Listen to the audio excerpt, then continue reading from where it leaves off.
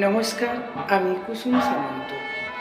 আজকে যে জন্য এলাম সেটা হচ্ছে, আচ্ছা আপনাদের কি মন খারাপ লাগছে? মন মরা মনে হচ্ছে যে চারিদিকটা যেমন কেমন নিস্তব্ধ, কেমন যেন একটা অন্ধকার, মানে কেমন একটা মনের মধ্যে একটা চিন্তা আছে, কিছু একটা যেন মানে কম হচ্ছে। সেটা কি কম? এই যে মহালয় থেকে আজকে অবধি বা গতকাল অবধি চারিদিকে যে আলো, লাইট, মানুষের জমজমাট, হই হই রই রই, যে হঠাৎ করে এত আনন্দ, আবার হঠাৎ করে নিভে যাওয়া, এটা ঠিক মানতে পারছি না। তার জন্য না খুব কষ্ট হচ্ছে। মনে হচ্ছে যে মা দুর্গা চলে যাওয়ার সাথে সাথে মনে হয় আমাদেরকে চিন্তা বাড়িতে গেল, কষ্ট বাড়িতে গেল।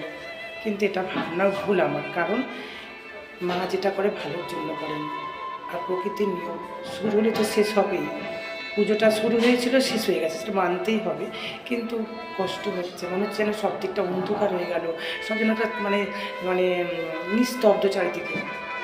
না, আবার কালী পূজা আসছে, জগদ্ধাত্রী পূজা আসছে। আনন্দ করবেন, ভালোভাবে খাওয়া দাওয়া করবেন, সুস্থ থাকবেন এবং প্রতিটা মানুষকে সুস্থ রাখবেন।